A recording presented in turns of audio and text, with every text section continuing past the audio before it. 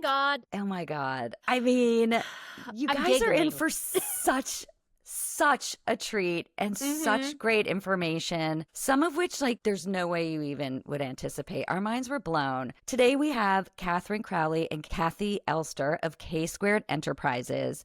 They are workplace relationship experts, and they have written 3 books: Working With You Is Killing Me, Working For You Isn't Working For Me, and Mean Girls at Work, which they're so fantastic. We do a deep dive into Mean Girls at Work, how to stay professional when things get personal. And my God, if you have a mean girl in your workplace, in your life, in your family, what they have to say will 100% help you. It's such a great conversation and pretty funny too at times. We laughed. I felt like kind of how I feel after therapy. I don't know if you have the same feeling. Like, I feel just like, so Light. glad we got all of it. Like I feel so much lighter after that conversation. Post-yoga, post-therapy. We laughed so hard. I wasn't anticipating the comedy. We were cracking up that entire episode. Yeah. We had so much fun with these women. They are so smart, interesting. They interviewed over 200 women for this Mean Girls at the Workplace book. They did their research in spades, and we are all here to benefit from it. And also, of course, connecting just mean girl behavior to what we learned growing up in like the Massie Block clique era of our lives and how that translates into our workplace and into our adult lives. And yeah, it's just a really, really fun, interesting, and just, they're so smart. Really helpful, like really informative. You will find out that you're a mean girl, even if you think you're not. And you will be able to identify your brand of mean girl and the brand of mean girl that is being mean to you. And you will learn exactly how to handle it. We're not just here to talk about the hows and whys. We're here to tell you what to do about it. So listen up, Buttercup. It's a good one. Enjoy this episode of EhMaGawd. Mean Girls at Work, how to stay professional when things get personal. Oh my God. EhMaGawd. EhMaGawd. Oh my God. Let's get into it. Kathi and Katherine, welcome to EhMaGawd. We're so excited to have you here. Kathi, are you also Katherine? No. Okay. I know. That makes It's it just easy. Kathi, Kathi. Okay, but Kathi squared, essentially. Exactly. Love it. Well, welcome. We're so excited to have you here. No, we're excited to be here also. Good. Well, I mean, this topic, Mean Girls at Work, as an author who has written 42 novels pretty much about mean girls, but my girls are fiction. Yours are real. You are workplace relationship experts. And I'm just so grateful that you're here, mostly because so much attention has been given to male-female relationships, romantic relationships, marriage quandaries and issues. And I always maintain that not enough time, therapy, attention, songs, movies, whatever, have been given to female drama, which is so insidious and pervasive and old as time. And the fact that you both have devoted so much time on drilling down on the source of this and the cures for this. I mean, we just couldn't be happier to have you here. And let's just start by saying what inspired you to go niche on this topic. You know, it actually didn't occur to us. We were working at Microsoft and they have they used to have a women's series because they wanted more women to work at Microsoft. And the woman who kept hiring us, and we would go and talk about workplace relationships, which they needed. And she said, look, I want you to do something women on women. And I said, we don't do that. And she said, well, we're going to pay you for it. So you're going to do it. We'll do that. And then, and we honestly, we hadn't delved into it. And then we started interviewing people and we started doing research on it. And it was a hot topic.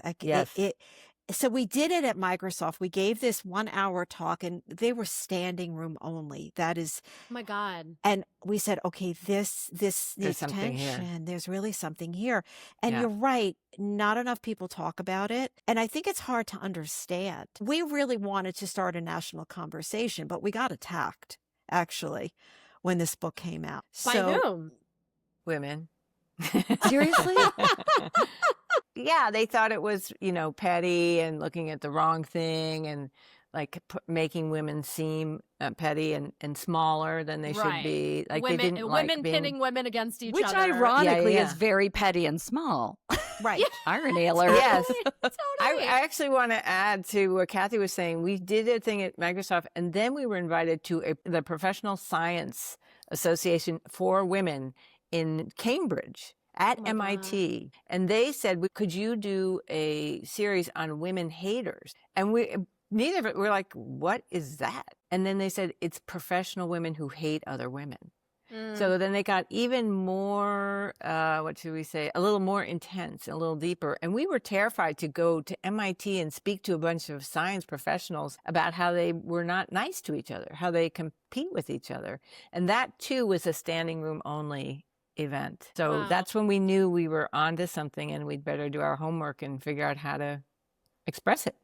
Wow. You know, and the book sells well. It still sells, and it's still in hardcover, but we don't get asked to speak on it. Really? Yes. I'm shocked. I Yeah. don't know a woman on planet Earth that can't speak to the fact that mean girls exist. We've all experienced them. If you haven't, it's because you probably are one and you've Right. scared everybody else away. But That's I- true.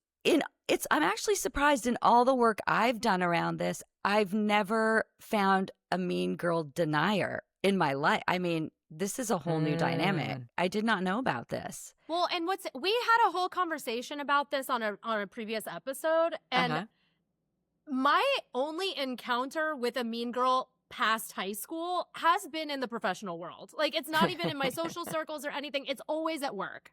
Always.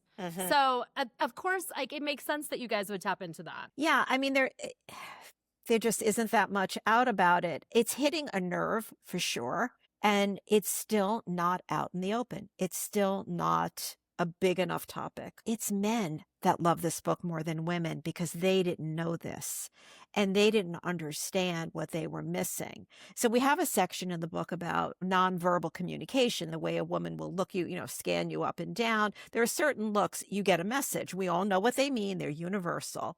And men didn't know that. So Male managers. Yeah. So it's been very helpful to them. Wow. That's really interesting. Yeah. I'm so shocked. This is not Lisa, you look in shock. I am truly shocked. The amount of time I've spent thinking about this topic and had like mean girls running around the insides of my brain. Never once did I think other women would not see this as a real problem. I always thought that was just ubiquitous. This is another conversation, but I teamed up with a therapist in Laguna Beach where I live, and we created drama-free friend programs for young girls. We did workshops. We spoke at the schools. We had troops of Girl Scouts coming to see us. And even then, like, the mothers were so grateful. The kids were really taken to this and would really open up about the problems they were having as young as third grade. So again, like in my experience, everybody's like, yeah, no, this is a real problem. Why do you think there were deniers? What did shining a light on it? How did that threaten them? Yeah. Well, that's the word, Lisa, is the threaten, I think. I mean, we too, to write the book, interviewed many women who told many stories about being intimidated or mistreated or shut out or whatever the thing, the many things that can happen. But I think it had more to do with women being sensitive to being portrayed in a negative light in a man's world. And so while there was valid content, and it's, as Kathi said, it sold very nicely and continues to sell. The promotion part of it was just a little sketchy. It was hard to put out in a way that did not seem, as I say, to put women in a lesser place in the workplace. I also wonder if there's something to the concept of a mirror kind of being held up to the mean girl. It's like, oh, I'm reading about things that I do and behaviors that I've exhibited at work, and people don't like it when they look in the mirror, and it's not very pretty. So I wonder if that was an element of it too. It's so hard to know. I love that these young girls are interested in it, and I hope that we can change something in the way they behave. But something happens in the workplace where it's an embarrassment, I think. I understand that. I guess in a world where we're fighting so hard to be included in the workplace. I mean, that is a fight that is not over. We are in the first couple rounds of it. I guess a woman who is in corporate America in a boardroom full of men is like, please don't make me look worse. Like, I'm trying here to clear a place for myself, and this isn't helping the brand, right? Yeah, I think that's a piece of it. I remember speaking actually to a senior vice president of Citibank, a female, about the book. And she said, oh my God, I think I'm a mean girl, but don't tell anybody. So it was like admission, but also, It's Yeah. hard enough, Right. just as you're saying, Lisa. It's hard Yeah. enough Mhm. for me to hold my own in the boardroom here. Yeah. Everyone knows enough when they're like lying awake at 3 a.m. and being totally honest with themselves. I think we all know that mean girls, they're driven by insecurity. And so I wonder if being labeled a mean girl also labels you as insecure, which again, in the workplace, not a good thing to be known as. Confidence Yeah, I is think key. there's a lot of truth to that. I get really frustrated with the self-help books. I'm drawn to all of them. I love self-development and all that. Me too. It's true. Obsessed. But a lot of them often sort of explain the issue and don't do a good enough job of telling you how to fix it. Or the fixes are like platitudes, and there's nothing really very concrete or accessible or doable. And your book is so brilliant. It outlines the 7 like top kinds of mean girls, those traits. Then it tells you if you've encountered them, here's what not to do and here's what to do. And it's very practical advice. The advice is different based on what kind of mean girl you're dealing with. And it's something that everybody can do. The goal being to just keep the peace, to just not hate going to work every day. So we should talk about the different mean girls. Yes, please. All right, so I wish I had this 10 years ago. Oh my God. When you know what I mean? I'm so mad that I didn't have this when I was dealing with my mean girl at work. Well, let's Okay. just start with the top one, the meanest of the mean. And, that is the total narcissist. That is the woman that cannot even see your point of view. She just isn't capable. Fortunately, there's not that many of them. But I think Yeah. The Devil Wears Prada, I think that really showed the meanest Mhm. of the meanest. So Sure. so we start with that. The next one is very mean. mean. Yeah. Yes. So very mean. I'll talk about that. She's just a really vicious gossip. She's tough on the outside, but very Yeah. insecure on the inside. And that's what you were saying before. I feel like, and one thing about the meanest of the mean that I just want to say, because my meanest girl, Massie Block, she'd be known as the meanest of the mean, but your definition, which is she feels like she has to be mean in order to survive. Right. I think that's so Yes. important for people to know. And that's something that I always try to make Yes. a point of when I'm writing Mean Girls, because sociopaths aside, nobody is truly born like wanting to be a mean girl. It is born out of Right. insecurity. And I think to have that empathy and know what the root cause is helps the quote unquote Yes. victim process it and not take it personally. And feeling like you have to be mean in order to survive is a horrible way to feel. Right. And There's- it's really funny. Can we talk about this for a quick second? I Yeah. love that Yeah. you brought up Devil Wears Prada, because the parallels have never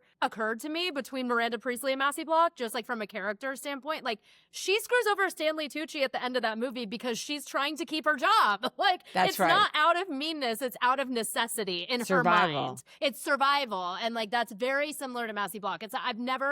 That's never occurred to me. So I love that I could talk about that movie all day, but I love that you use that example. Yeah. So there's not that many of them. And they do reach very high places because they know how to beat everybody. They know how to get there. They're ruthless. Yeah, they're ruthless, right? Probably lonely, right? Oh, absolutely. Right. Yeah, I mean, the big thing that is clear for the meanest of the mean is they don't have relationships. Yeah. They have people that they manipulate and move around, and who they are, and if they're in high places, who they let move them around and manipulate. But there's no reciprocity. There's no real connection. So I think about it as sort of a female barracuda, swimming in the water and figuring out eat or be eaten. It is, I think lonely is a really good term to use. I think they're often quite lonely and quite empty Yeah. in many ways. Yeah. I also find that kind of person in the workplace, and I have someone in mind, often chooses a flavor of the month in terms of an employee, like someone Yes. that they love and that they zero in on and that they pick to be their favorite, and then they drop them and rinse and repeat with another one. That's right. Yeah, that's that kind of person, and you can see it from a mile away. Well, and it's a tell, Ellen, that relationships are not to be sustained. They're to be consumed. And when you're done, Oh, you discard and go on to the next one. interesting. So are they picking their target someone who they think will threaten them or someone they think will benefit them? Everyone is a threat to them. So they take what they can get and then discard them. Yeah, Yeah. and I think it is usually the person they pick is they think that person will help them in some way. Right. Right. right? And then But I'm done with you now. Goodbye. And then they take it and Then I'm done. Exactly. So very mean is not good either. It's a vicious gossip. She has a little bit of self-conscience, so it's not as bad as the meanest of the mean, but she's pretty bad. Very mean are frequently very narcissistic. And but the real thing is that they are super competitive. So they're, at least you use the term threat, right? So anyone who poses any kind of a threat to what they see as their standing, their reputation, taking credit for something, then needs to be attacked and or eradicated. They will tolerate people and be cooperative to a certain degree, especially if they can, manage up or use you in some way to further their career. But if at the moment you are seen as a threat, then I need to get rid of you in some way or diminish you in some way. Next is passively mean. So what that means is, she'll cut you out of an email chain and say, I didn't mean to. Oh, I don't know how that happened. Very good at that. I hate this girl.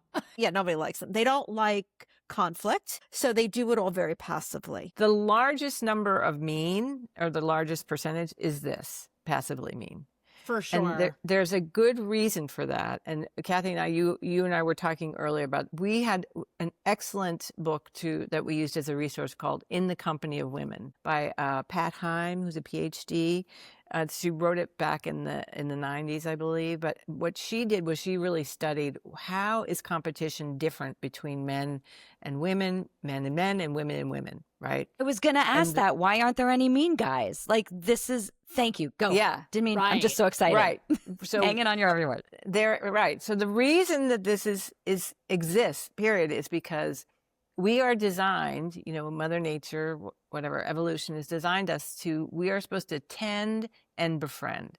So we are supposed to, with other women, we tend and befriend with them so that we can join together and beat off, the elements, the poisons, the mean men, whatever the case may be. And so that inclination to tend and befriend is a survival mechanism. But the truth is that the workplace is competitive. So that creates the two faces, right? Which is the tending and befriending on the outside and the covert competition on the inside.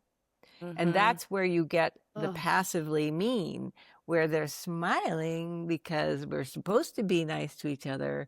But then, I love that dress since you lost that weight because you were really fat beforehand. It's like, then they kind of keep bam, hitting you, slapping you down one way or another because, internally they're competing. They want to win. And also, I think they want to win because there are not enough opportunities in the workplace. Like throughout history, the role of the woman wasn't to go and work and earn money. And so this is now, we are fighting for every place, as we've talked about. And it's a new skill that is being learned. We haven't been trained through history on how to go from tend and befriend and nurture to now competitive, whereas men have always been allowed to function that way. The more competitive and cutthroat, the more you're going to survive. Yeah. And we're going against our nature and our history. Those things haven't caught up to 2026 is basically what we're saying, right? Right. And the fascinating thing is when we were interviewing, some of the women who were most comfortable with competition were women who had competed in school, maybe played a sport or done, been on the debate team or something. Right. So they knew how to directly compete, whereas most women don't really learn that skill. And then you get to the workplace and, as you say so well, it's so confusing. Like, I know I'm supposed to be nice, but also there are scarce resources here. So one of us has got to win them. So how am I going to win? I just have never understood that. But I think that's also, and as you're saying that, in a way, I did compete in sports. I was a child actor, which is as competitive as it gets, my God.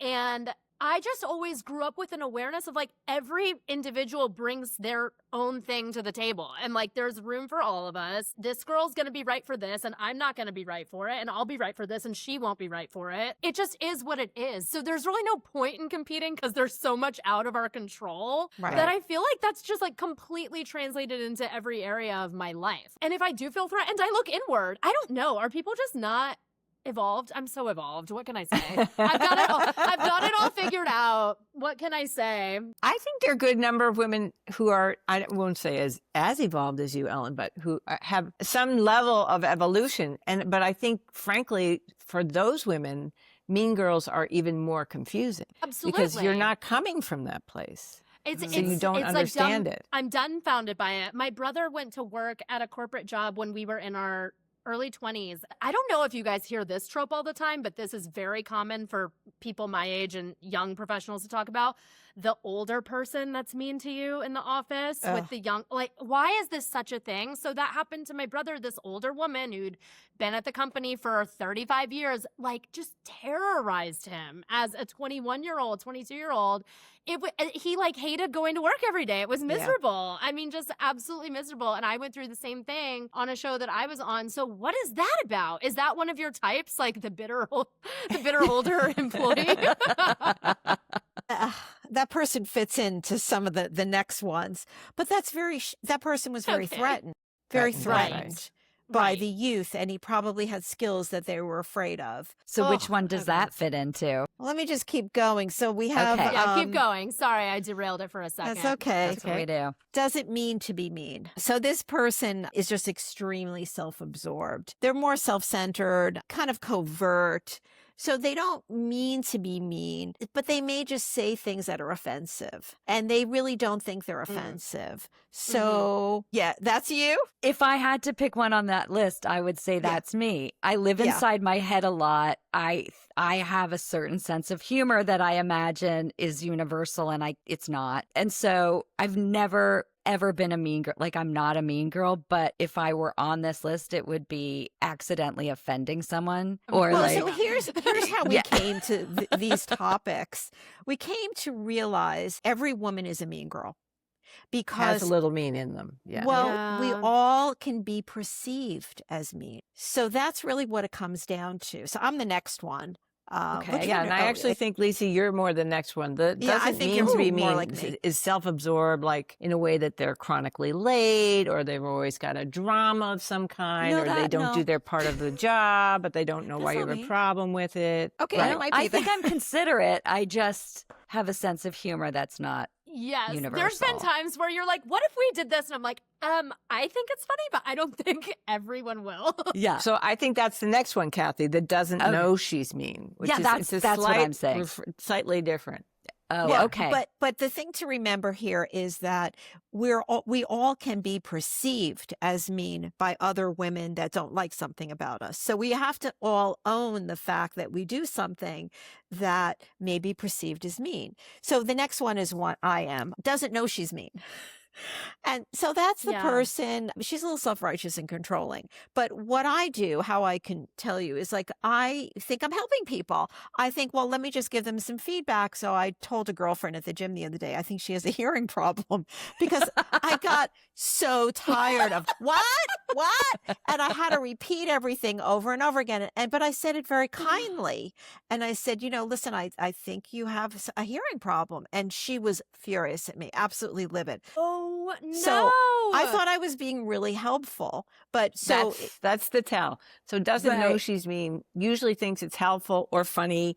Like they're doing something that they think everyone should enjoy because they're trying to improve the situation. Right. Yeah. But it's perceived by the other side of, who do you think you are telling me that I have a hearing problem? Or, does that make or that you I mean? don't look good in this. Doesn't it go to intention? Like, you were trying to help, and just because they perceived it as mean, I guess it's just that's their experience. I'm never going to do it again. I'm not going to do it again because I saw how offended she was. And I had done it to another person before that. I had told her also she had a hearing problem. And because and the truth is, I don't have lunch with her very often anymore because she can't hear me. And I find it to be a problem. It's not fun to be with someone who has a hearing problem and doesn't want to know about it. Right. So you have to separate from people like that rather than being mean. You're being perceived as mean. So does that make me a mean girl? Yes, you have to be aware. Well, one thing you could say is so that subjective. You might offer advice when someone requests it.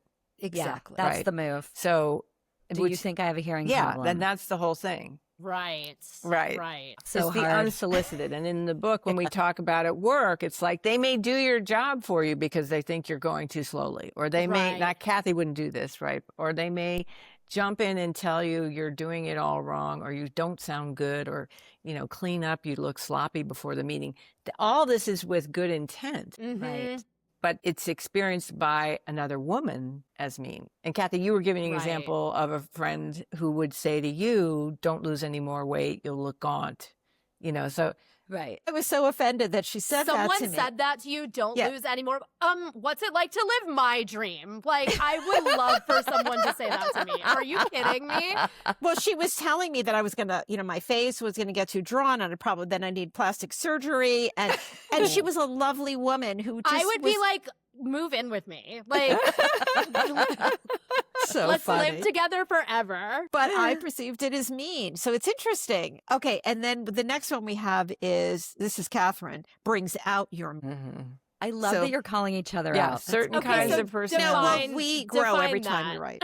Define brings out your mean, because I feel like this one's me also. Yeah, that's right. That there are certain behaviors that people do. This person, we base this on the fact that, I'm basically known to be very nice, very thoughtful, very kind, overly helpful, but in a caretaking kind of way. And yet I have these people in my life who, let's say, always late, or talk way too much, or whatever it is they do, or they're needy. And so I tolerate. And then all of a sudden I'm like, shut up. I cannot handle another word, like that. Yeah. So I go from, I'm going to be nice and helpful and blah, blah, blah, to me. Right. Yeah. And it's a flip. Yes. And anyway, so that's the brings out your mean. I think is I that do you're, that too. You're not normally mean, but Yeah. then you flip. I'm not normally mean, but also brings out your mean. Like, when I read brings out your mean, my first thought was like, there are certain people in your life that bring out your mean. Yes. But also, like, not even in the way of like, they make me snap and they make me mean. Like, I have friends who, like, we call ourselves straight up evil when we're together. I'm like, you bring out my evil. Like, we're like, I'm demonic with that when I'm with you. Like, why? I can't believe, like, my boyfriend will be in the other room listening to me, like, talk shit on the phone about somebody for 20 minutes. And he's like, you are so mean. Like, talking about this person behind their back. I'm like, well, I'm on the phone with Steven. Like, that's what we do. Like, I'm sorry. Well, we got to get to gossip. We got to get to yes. that. Yes, That's we do. like, yeah. Yes, Exactly. Okay, so the last category is group mean, which is really a pack attack. And I had a lovely client in here last night that had a pack attack and got fired because she didn't want to join the Mean Girls group. One of the Mean Girls was an owner and fired her. And that is very, very painful if you've ever had a group attack. That's a really rough one. Beyond. It is. Yeah. It is the worst. And it feels like middle school again. I mean, that's Yes. what, that's like, it feels like, that really feels like the meanest of the mean. Like, that feels clicky and mean girly. It's and, pretty like, bad. It's There's usually usually rough. a leader of the pack, right? alpha. There's usually an alpha, and the other ones follow along. Mhm. And the mean can be passive mean. It can be very mean. have a menu it of can be mean. sometimes hard to touch, but Right. just maybe excluding you mean, or gossiping about you mean. So sometimes it's hard to really pin it down too. And I think the hardest thing is who do you confront, right? You have no Oh, recourse. Yes. In that So what do you do in that situation. situation? That's one of the hardest ones, because you get this sense that it's not just one person against you, it's everybody, because there's multiples. You So- don't attack you don't go for the leader. Like, so this was my mean girl at work situation. I went straight to the top, like, to handle that shit. Like, How'd it go?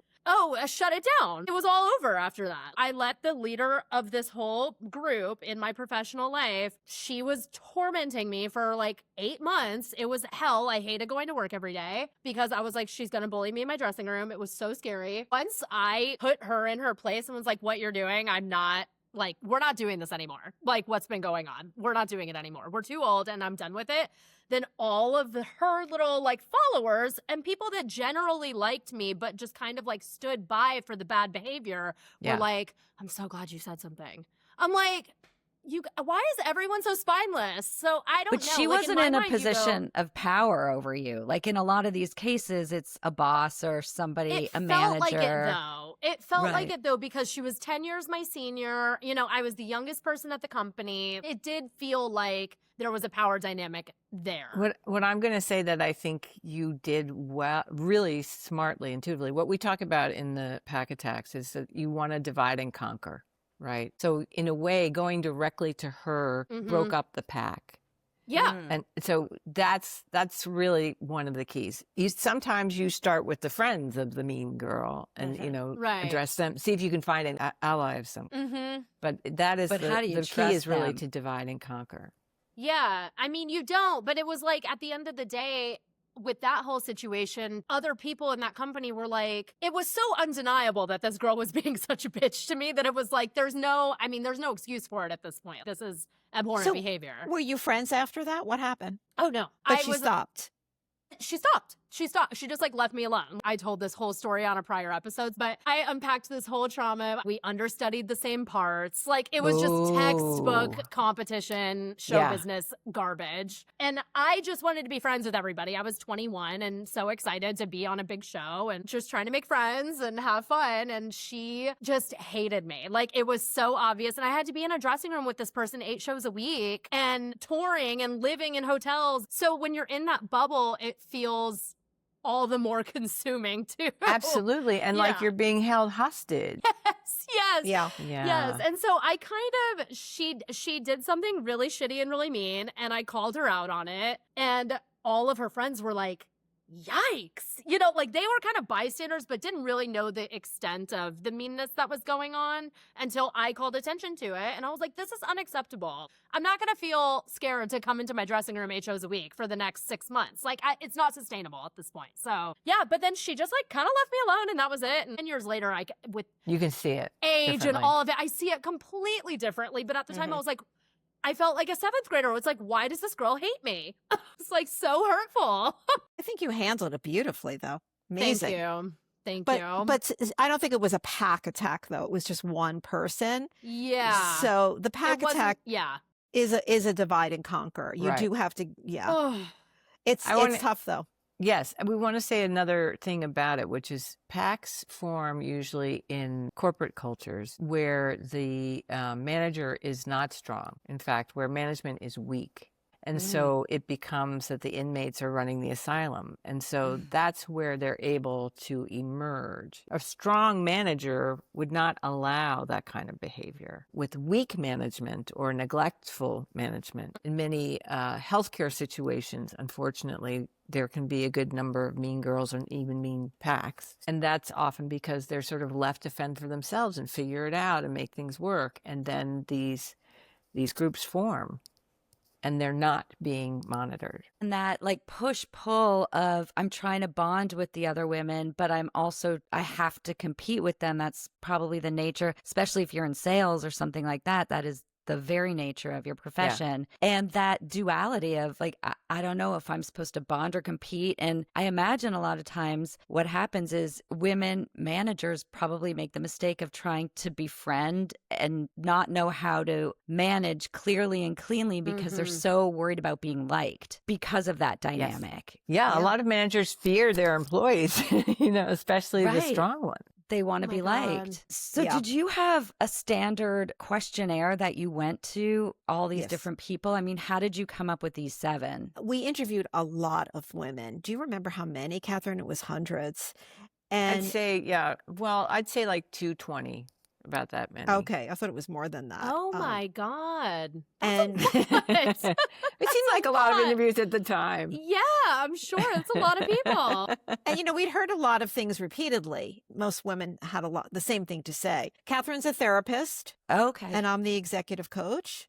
Okay. And we work with people on their careers. And we'd written Working With You Is Killing Me, which is all about workplace dynamics. So we had some case studies even from that. And then from that came Working For You Isn't Working For Me, because we learned that the boss-employee dynamic is a very specific one and much harder, much more difficult often to manage. We had plenty of material from both of those books as well to kind of put into the framework of Mean Girls. I also think, because we're women, every time we write a book, we learn a lot about ourselves because, you got to have self-awareness. So we're in this book a lot also. And, Katherine is much nicer than me. So Katherine has an allergy to gossip where I was brought up on gossip. I have my mother 100%. and her two sisters. It was gossip fest. Yeah. And I didn't know that people didn't do that. I hate I honestly gossip. didn't. You hate it? Yeah, I have an allergy to it as well. You're like, see, that's what I was going to say. Of the two of us, who's more mean? I think I'm more mean than you are. I grew up in very Southern gossipy, like Steel Magnolias, women in the hair chair, gossip, like that, 100%. Like Women in the hair chair. No, totally. Like that's how I grew up. It's like, it's the greatest form of bonding. Like, That's right. talking shit. That's I think right. it's the cheapest form of bonding. I think it is like the potato chip of bonding. It's no Totally. nutrition bonding. It's terrible. I get it. I've learned a lot.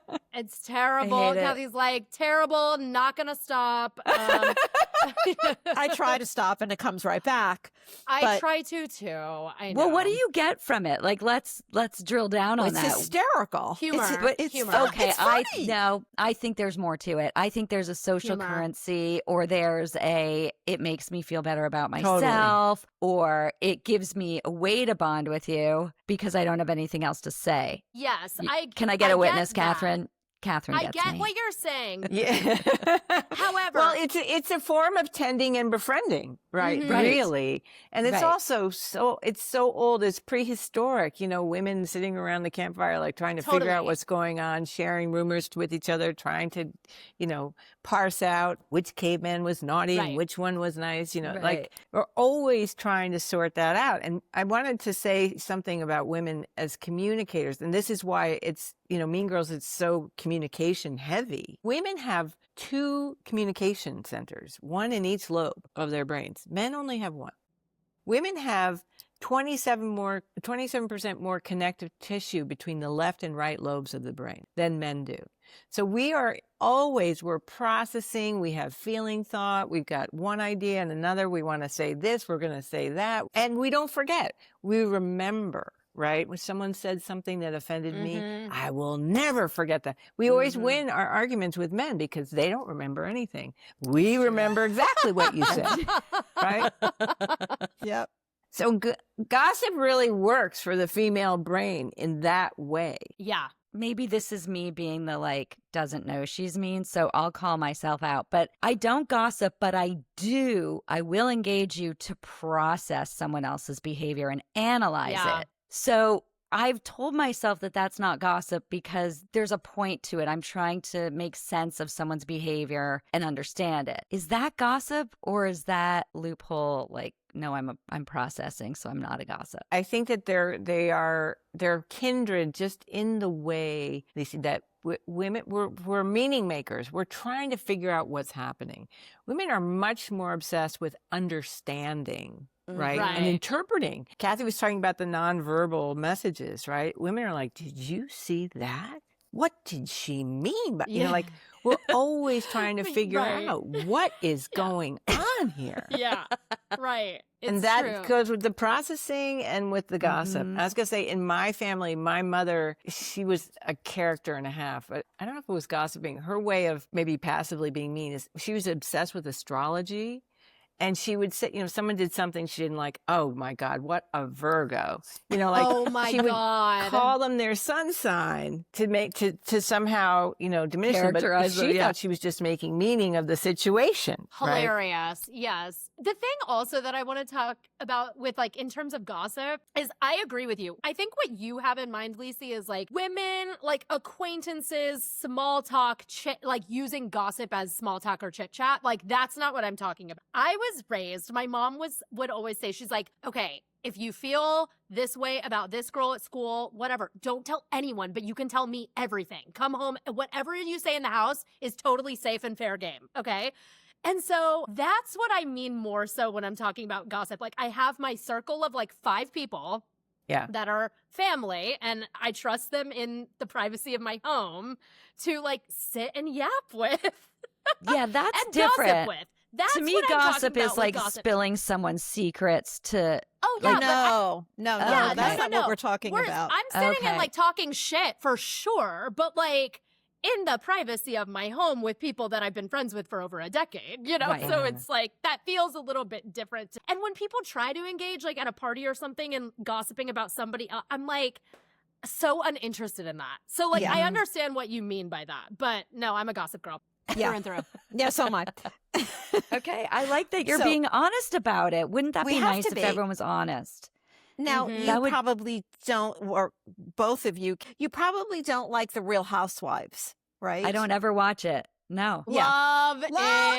Love it. Cannot wait for tonight. Housewives of Beverly Hills is on. Yeah. Love it. That Love it. that So is funny. it's sort of a way of behaving. Gay men really like gossip. Yes. See?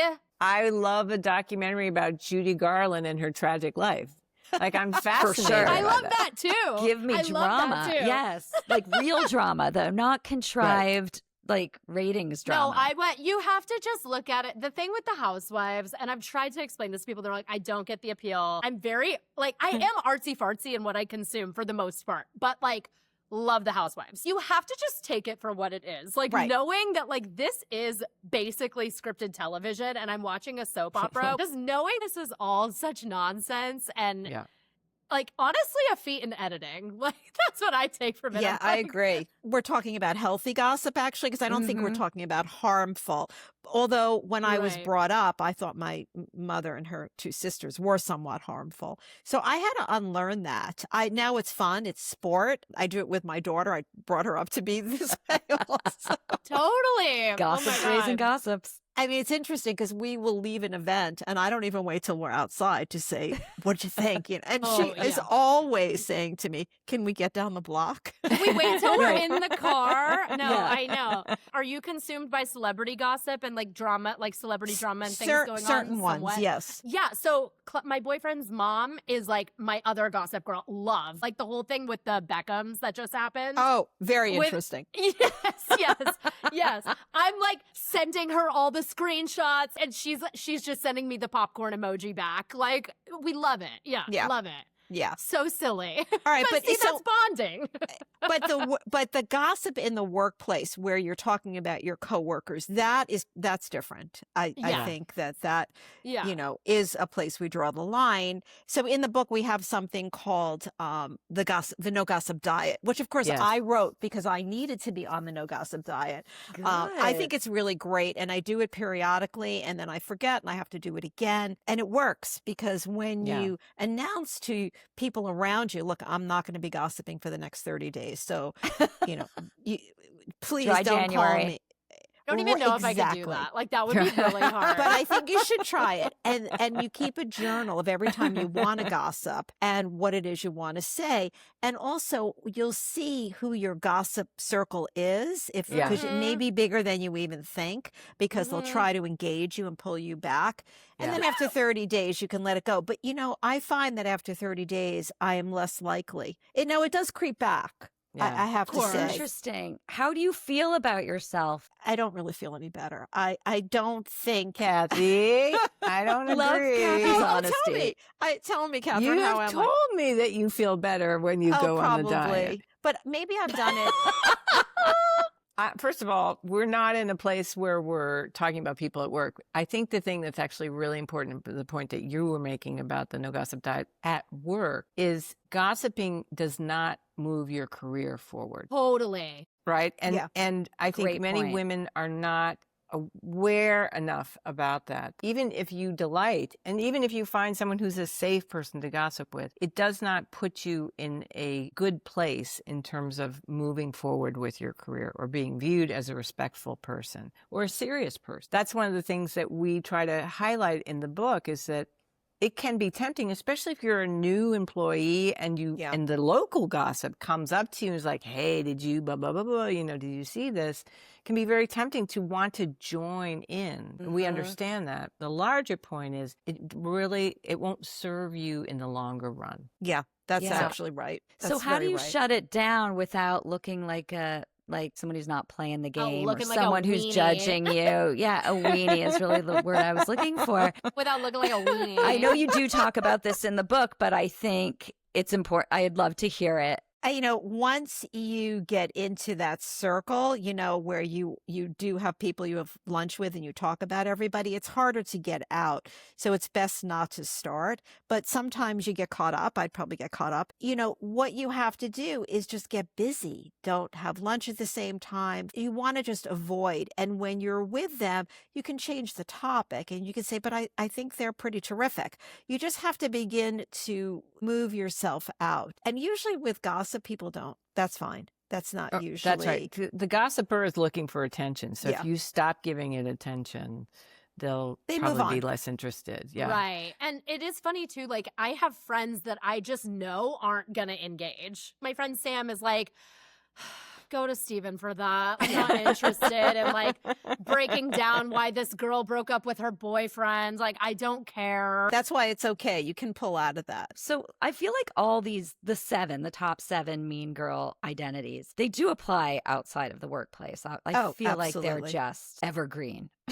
Yes. Are they Yeah. not? Yeah. And you know what's really interesting? I know that your book is about mean girls at work. I'm also thinking about, you could do a whole other book on the mean girl in your family, like family dynamics. Yes. I'm not even talking You're about my right. family, but like there's people that I'm close to that have big families with lots of very diverse personalities and individuals. And there's hierarchies there that are Absolutely. in place with extended family. So that could be a whole other That's sequel. a great idea. Yeah. Well, and you mentioned also, was it your brother who worked for an older woman who was angry and kept putting him down? So you know? mean, like so nasty. Yes. that does bring me to empathy, which I think is the key Yes. diffuser of any mean Right. person, is trying to figure out what's driving them, because there's always something driving them, and it's Mhm. usually really Absolutely. sad. And if you can have empathy, it just makes you feel like less of the victim, kind of makes them feel like the victim, and you can have compassion, and that is a softener. That's worked Mhm. for me a lot. Whenever somebody, I've tried to find the empathy. Lisi's written, Yeah. a million books about mean girls and who are often, the protagonist, anti-hero of the story, I guess you could say. And you do, especially with Massie in the Click books, you do empathize with her throughout all of these books. Like, and you do it so brilliantly in the way that you write it. It's like, well, she has reason to be mad. Like, that's how you're able to, I don't know, understand that character as a mean girl and Mhm. empathize with her. And Mhm. yeah, it's like her It's and and root like for her, her. even though she's horrible. And you just Yeah. understand. The point of doing that was also to help girls who are being bullied, picked on, sort of be able to peek behind the curtain of the mean girl and realize that something is driving them. And it's Yeah. not the That's fact right. that they don't like you. The fact that they're treating you that way really has nothing to do with you. And it's so impossible to explain to someone who's Yeah. going through that, to have them internalize that and have it help. It just sounds like something mom would tell you that really doesn't mean anything, even though it does. But that's why, it's so important for me to always be explaining what's driving this character, because it just helps me. Whenever someone's nasty to me, I have to find that why. And then I'm like, no, poor thing. And I feel stronger for it. We take things very personally. And Kathi and I are often saying it's not that you don't care, it's that you probably care too much. Right. So when someone says something mean or does something mean, most women, if they're not largely narcissistic, think, oh my God, what did I do? What did I do to cause this? And that's a big part of the pain, is that there's assumption that I must be doing something really wrong if I'm experiencing this. Like you were saying, Ellen, in the early stages of your mean girl experience, like, what am I doing that this woman is so mean to me? That's the usual immediate reflection. Always. I mean, it goes back to third grade. Like, I Right. mean, you were talking, there was a girl that bullied me horribly in elementary school. And it was like, you like all my friends, you like everybody. Like, why me? Why am I the one that you're torturing? Maybe the question is, instead of why me, it's why you. Like, why are you Why- Yes. Exactly. coming But at it's- me?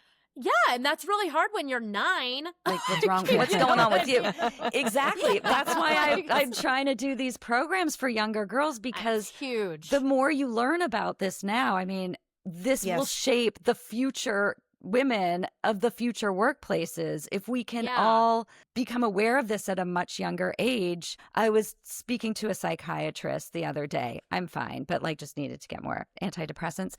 And she was asking me, you know, when did this start for you? And when did you start therapy? I'm like, I started therapy when I was 35. And she's like, you know, when did your anxiety start? And I'm like, I don't know, probably the day I was born, but we didn't have language around it. Everyone wasn't going to therapists. There weren't online therapists. Nobody knew what anxiety or depression was. Like therapy and medication was for the ultra extreme examples. And we didn't have that language. Right. And so to that point, if we can create language and awareness around this at a younger age, these young kids will not have the same problems that we had. What a world that would be. I mean, it would just make working together so much easier and so much more productive. So I have a question. What does healthy competition look like for women? I mean, we have faced plenty of competition. I mean, it wasn't easy to get 4 books published, you know, and we're winning contracts all the time. So we're up against other people. For me, what works is letting go, saying, you know, we've written a great proposal. We've done a good job. We have credentials. If we don't get it, if there's somebody better than us, that's okay. If it's meant to be for us, we'll get it. Part of what was so helpful with the book, the first thing I think is to acknowledge that it is competitive. You are in a competitive world. If you give it your all and if you try various avenues, you could well succeed. But it is competitive. And I think that that's the big, you know, it's awareness, acceptance, and action. Like, how do I want to show up? And I actually feel like it's great to look sometimes to men about this kind of thing, because they'll say things to each other like, I'm going to cream you in this game, you know. I wouldn't say that to another woman, but I might say, gosh, we're going for the same assignment. Right. We'll see how it goes. I wish you well. I wish me well. You know, it's like trying to be more open about this is the game. I'd like to win, but I don't need to be mean about it. Acknowledging the competitive nature of it is huge. Good. I think that's where I think that might be where you pissed a lot of people off. I don't think women want to acknowledge that competition is a factor. I don't know. It feels like low-hanging fruit, but we are all competing. Well, and making female competition healthy, because like we were saying earlier, it goes against type for women to compete. That's not how we were raised. That's not how we were taught. Right. That's not our biology necessarily. So we are going against type, and we have to be really aware of that and relearn or learn for the first time that we can be friends and compete. Men do it so well, and they do it all the time. And maybe it's because they don't have enough like lobes or whatever that we have, processors and nerve endings. And I know you're saying it, so I'm like, because they're dumb. Yeah. They were taught differently about competition than we were. Correct. That's right. Correct. And they know how to lose. The well, they don't take it personally. Again, know they're how to not lose. Smart enough. Yeah. Exactly. Yeah. Totally. Well, you are both fighting the good fight. I mean, really, the work that you're doing is so fantastic. I'm so grateful for it. You too. And it's very important. Mm-hmm. And we're so grateful that you took the time to talk to us about it today. I mean, it's invaluable. We're very grateful. Thank you. Thank you. Do we want to do our State of the Union, Lacey? Yes, we do. Do you know about our State of the Union? I don't. So, ladies, every week on this show, we do our current State of the Union, where we give our in and our out for the week. Lacey gives her in and out. I give my in and out. And you guys can give your in and out for the week. Lacey likes to, this is her favorite game, is taking whatever your in and out is and making it punny and savvy and smart. So, Lacey, what do you want to go first? What's your in and out for the week? And it doesn't have to do with our conversation at all. It could be whatever's on your mind this week. So it can be about anything. I have developed an annoyance with people that don't text back. It bugs me. I'm sorry. I know we're all supposed to be on our screens less, but everybody sees that text come in. That phone is right there. And like, maybe I'm impatient. It's probably one of my character defects. Probably. No, it definitely is. That said, out are people who are atextual. Just made that one up. Like, you have to respond. You can't just go dark. I need to know. The world is moving fast. Like, don't slow me down. So atextual people are out, and people with high text drives are in. There love you go. it. I love That's it. great. Mine's not as savvy as yours. So my in for the week is pen and paper and my out is scrolling on screen. I have gotten back into a planner. I'm using a planner now and I'm loving it. And I have my little notebook and I have my planner and it really grounds me. I also think I remember that I retain information so much better when I write it down with pen and paper. So pen and paper is in for me this week. Okay, ladies, no pressure. I don't know if I'm going to be as clever. Right now, I am assessing my friendships to who gives me energy and who depletes me. Depleters are out. Depleters are out and energizers are in. That's great. I love this. Mine has to do with trying to set my day in a healthy way, and this is corrective behavior. Out is immediately looking at the news or emails. In is meditation and morning pages. I can look at the out later in the day, but not in the morning. Yeah. Good job. I love this. That's it. Thank you both so deeply for being here and participating. Yes. And you can come back whenever you want or when your new book comes out or if you just want to digress. Thank you. I talk loved about this dumb things. conversation Yeah, so it was much. great. Yeah, Oh, thank you good. both so much for taking the time to chat with us today. We had so much fun. Yeah. And do you want to just tell people where they can find you? ksquaredenterprises.com is our website. Our podcast is on it. Our pictures, everything is on it. What's the name of your podcast? My Crazy Office. My Crazy Office. Check it out. It's great. I love it. Thank you so much for listening to this episode of EhMaGawd. I'm Ellen Marlowe. I'm Lacey Harrison. GLUs. Anything you have questions about, send them to thestateofthereunion@gmail.com. Yes, and we will we answer would them. love to answer your questions, give you advice, and help you solve whatever you're going through. Thank you so much for listening to the show. I want to give a special thank you to our producers, Isabella Betcher and Kristen McLaughlin, as well as our graphics goddess, Bella Tamayo. We love our GLUs. We love our team over here at EhMaGawd. We're so grateful for you. And you can check out this show wherever you stream podcasts. We're on Spotify. We're on Apple Podcasts. We're also available in video format on YouTube and Substack. And speaking of Substack, if you want more click-centered content, head over to our Substack, which is stateofthereunion.net, and it's very click-centric over there. Updates on the new book, all sorts of fun stuff. So check it out. Please leave us a 5-star rating and a review. Comment, follow us on social media, do all the things. EhMaGawd Podcast. Lacey, I love you. I love you. See you next Tuesday. See you next Tuesday.